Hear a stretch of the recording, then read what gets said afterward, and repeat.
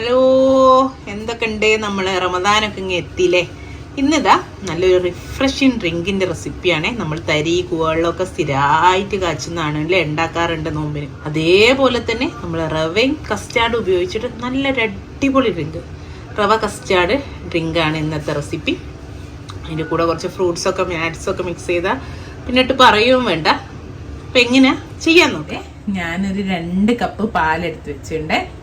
സോസ്പാനിൽ വെച്ചിട്ടുണ്ട്. ഞാൻ flame on ചെയ്ത് കൊടുക്കുകയാണ്. അതൊക്കെ തരി കാച്ചിയതെന്നാ പറയുക, തരിക്കഞ്ഞി എന്ന് ചിലർ പറയും. അപ്പം ആ തരി തന്നെ തരിക്കഞ്ഞും നമ്മളൊരു ടിസ്റ്റൂടെ എല്ലാവർക്കും ഇഷ്ടപ്പെട്ടു. തരി കാച്ചിയൊന്നും എനിക്കൊന്നും ഇഷ്ടമല്ല സത്യം പറഞ്ഞാൽ. പക്ഷെ അതിലേക്ക് ഇതുകൂടെ ചേർത്ത് വരുമ്പോണ്ടല്ലോ അടിപൊളി ടേസ്റ്റാണ്. നോർമൽ തരി കാച്ചിയൊന്നും ഞാനൊന്നും നോമ്പിന് കുടിക്കാറേ അല്ല.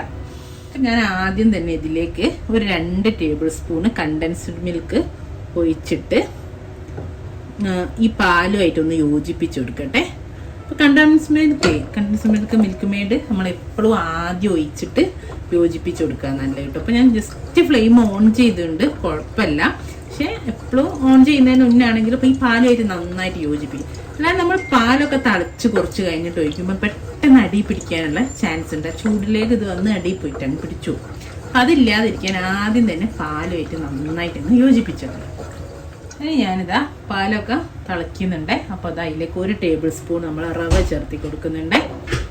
റവ ചേർത്തിയിട്ട് അതേപോലെ റവയും കട്ടകെട്ടാതെ നന്നായിട്ടൊന്ന് നമുക്ക് ഇളക്കി യോജിപ്പിച്ച് കൊടുക്കേ. 1 ടേബിൾ സ്പൂണ് കസ്റ്റാർഡ് പൗഡർ എടുത്തിട്ടുണ്ട്. റവ ഒന്ന് ഇളക്കി കൊടുക്കണേ. റവ ഒന്ന് വെന്ത് വന്നോട്ടെ. അപ്പം 1 ടേബിൾ സ്പൂൺ കസ്റ്റാർഡ് എടുത്തിട്ടുണ്ട്. ഇതിലേക്ക് നമ്മൾ നേരത്തെ 2 കപ്പ് പാലെന്ന് ഞാൻ പറഞ്ഞു, അതിൽ നിന്നിതാ ഒരു 1/4 to 1 കപ്പിൻ്റെ എടുത്ത് മാറ്റി വെച്ചിട്ടുണ്ട്. കാച്ചിയിൽ ഒഴിക്കാതെ ആ 2 കപ്പിൽ തന്നെ ഞാനൊരു 1 കപ്പിൻ്റെ എടുത്തിട്ട് നമ്മളെ കസ്റ്റാർഡ് പൗഡർ ഒന്ന് നന്നായിട്ട് കലക്കിയെടുക്കാം. കട്ടല്ലാതെ കലക്കിയെടുക്കണേ. നമ്മൾ റവയും പാലും അവിടെ നിന്ന് വെന്തുകൊണ്ടിരിക്കുന്നുണ്ട്. അതിലേക്ക് ഇതാ ഒരു നുള്ള് ഉപ്പ് ചേർത്തി കൊടുത്തിട്ടുണ്ട്. നമ്മളെപ്പോഴും തരിയിൽ ചേർക്കല്ലോ, ആ ഒരു ഉപ്പ് ചേർത്തി കൊടുത്തിട്ടുണ്ട്.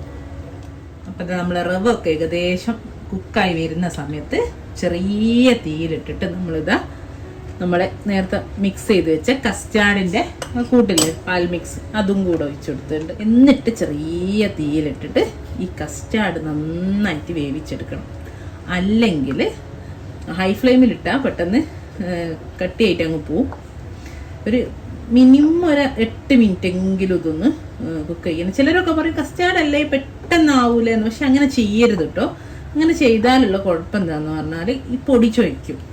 ചിലത് ചിലപ്പോൾ അങ്ങനെ എന്തോ വരുന്നത് ചോദിക്കൂലായിരിക്കും. പക്ഷെ നോർമൽ കസ്റ്റാർഡ് ഒരു 8-10 നമ്മൾ കോൺഫ്ലവർ വേവിക്കുമ്പോൾ തന്നെ അല്ലെങ്കിൽ നമ്മൾ കുറച്ച് കഴിഞ്ഞ് കഴിഞ്ഞാൽ ആ ഒരു നാവുമില്ല ഒരു പച്ച പൊടിയുടെ ചുവ ഇങ്ങനെ വരും. അതില്ലാതിരിക്കാൻ ചെറിയ തീയിൽ നന്നായിട്ട് കുക്ക് ചെയ്യണം. Okay, custard. അപ്പോൾ നമുക്ക് പുതിയൊരു ഫ്ലേവർ കൂടെ വന്നില്ലേ, ഇതാണ് ഞാൻ പറഞ്ഞത്. തരിയുടെ കൂടെ കസ്റ്റാർഡ് കൂടെ ഇട്ടിട്ടുണ്ടാക്കുമ്പോൾ നല്ല ടേസ്റ്റാണ് ഇതിന്.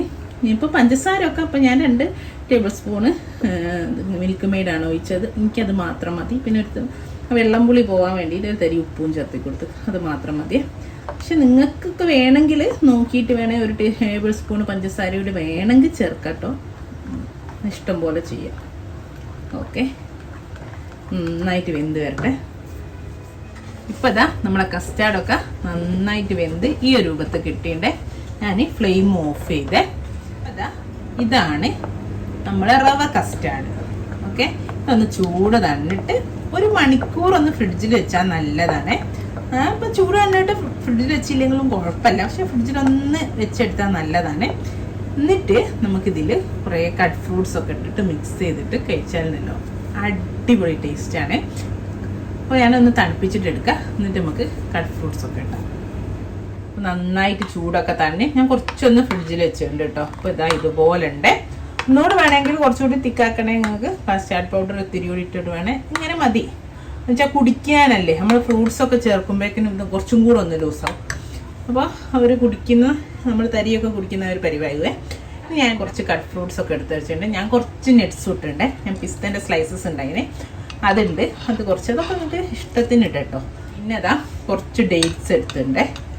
അപ്പോൾ ഡേറ്റ്സും ചെറുതായിട്ട് 2 പീസ് ഡേറ്റ്സ് എടുത്തിട്ടുള്ളത് അതിട്ടെടുത്തിട്ടുണ്ട്. ഇത്തിരി ആപ്പിൾ ഇട്ട് കൊടുക്കുക. അതൊക്കെ നിങ്ങളെ അളവൊക്കെ നിങ്ങൾക്ക് ഉള്ളതാണ്. ഞാനിപ്പോൾ ഒരു 1/4 ഭാഗം ആപ്പിൾ ഇട്ട് കൊടുത്തിട്ടുണ്ട്.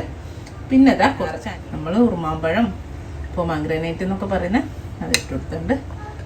കുറച്ച് മാംഗോ, നല്ല പഴുത്ത മാംഗോ കിട്ടി.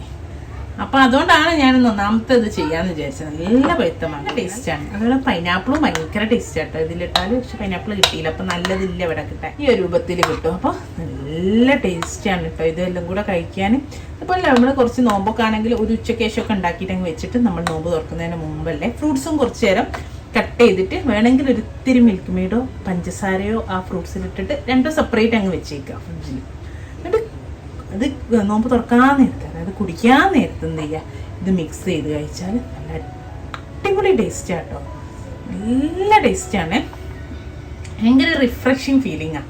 അപ്പോൾ എല്ലാവരും ട്രൈ ചെയ്ത് നോക്കുക. പക്ഷേ അത് നല്ലൊരു വീഡിയോ ആയിട്ട് നമുക്ക് വീണ്ടും കാണാം. Thank you.